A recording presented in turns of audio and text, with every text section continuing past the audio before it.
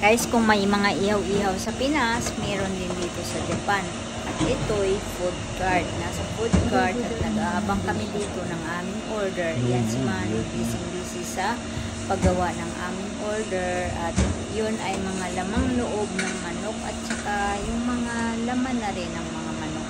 Tsaka ang gusto ko dito yung chicken skin. At ang sarap kasi ng seasoning nila na ginagamit. Nagustuhan din ng asawa ko at ang bango, mapapakain ka talaga.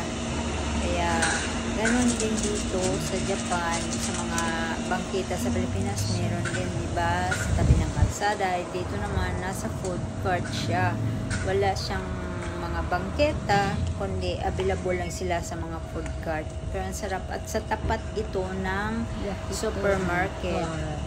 Sabay na rin sa pag-grocery, kaya bumili muna kami at kinain namin sa loob ng car kasi ang sarap.